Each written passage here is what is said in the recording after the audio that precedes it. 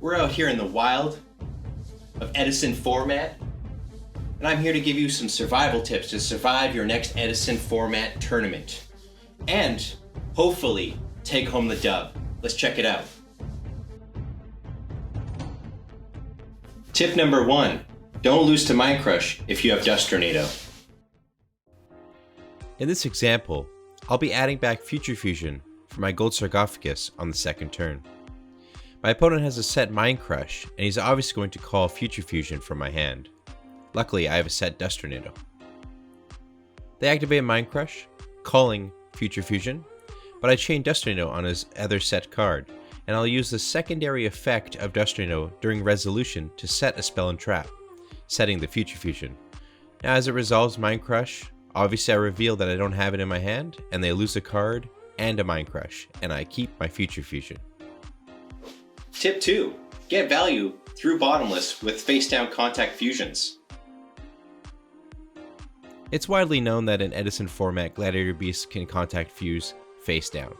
Their fusions don't require a polymerization type card, and in general, they only have to have the selected Gladiator Beasts on the field. Bestiary is very susceptible to Bottomless Trap Hole, which is in every deck because it's such a great card. Therefore, you don't want to play it if you think your opponent has Bottomless Trap Hole, but you can set it if you have another Gladiator Beast monster and fusion. This allows you to bypass Bestiary getting bottomless, but still getting value from your fusion. We're going to take that exact same concept and apply it to Cyber Dragon's Chimera Tech Fortress Dragon fusion. It only requires you to have a machine on the field and a Cyber Dragon on the field to contact fuse. It doesn't say face up. So when you set the Cyber Dragon against the machines, you can contact fusion, and when you contact fusion for the Chimera Tech Fortress Dragon, it reveals that you have indeed a Cyber Dragon on the field. That's just another way to get around Bottomless Trap Hole when you need to remove the machines from the field. Tip number 3, your skills don't always have to be drained. Skill Drain doesn't negate the activation of effects, just the effects of face-up cards on the field. So when summoning a card like Caius, you want to always declare targets if your summon isn't negated, because if your opponent has a Bottomless Trap Hole, Caius will be removed from play during resolution. Its effect would resolve since it's not face-up on the field. Knowing this small workaround can help your gameplay in situations like this where your opponent has an Honest and a Skill Drain and a Thunder King. I could summon Judgment Dragon, and my opponent wants to use Skill Drain so they can Honest through for game, but I can chain Book of Moon to the Skill Drain, putting it face down. At resolution, my Judgment Dragon's effect will activate and resolve, destroying every other card except for itself. Tip number 4, sometimes you gotta neg to plus. In this example, my opponent top decked a Caius and is going to remove my Stardust Dragon from play. Fortunately, I have a Bottomless Trap Hole. I think regular players might use this Bottomless Trap Hole to remove the Caius and lose the Stardust and call it a day, but it's important to remember that not only do you have the Bottomless for your opponent, but you have a Stardust that can negate any card destruction, not just your opponent's. So I'll use the Stardust Dragon's effect to negate the Bottomless Trap Hole I use on my opponent's Caius, and I'll just take the 2400 instead.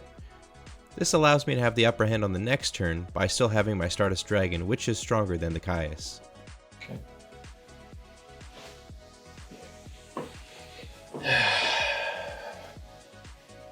You know, tip number 5, just because you have Starlight Road doesn't mean you get a Stardust. Starlight Road negating your effect to destroy all the back row definitely sucks. But what's even worse is the Stardust Dragon that comes out from the Starlight Road. Fortunately, Starlight Road must destroy the card that is destroying all the other cards to summon the Stardust Dragon, and you can use this to your advantage by playing Mystical Space Typhoon and destroying the card that is destroying all the other cards, thus making the Starlight Road's secondary condition not be met. Sometimes players can try to go for a game with Starlight Road and their own Heavy Storm, and if you have Mystical Space Typhoon, you can shut that down. Unfortunately, you're still playing the Mystical Space Typhoon on a Heavy Storm, which is not great, but it's better than getting dumpstered by a Stardust Dragon.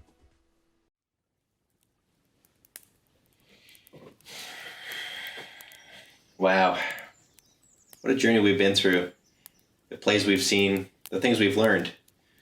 I hope that the Edison format survival tips that I've given you guys today helps you get your W in the next tournament. But hope to see you in the next video. I think I'm going to stay here and relax a while. Peace.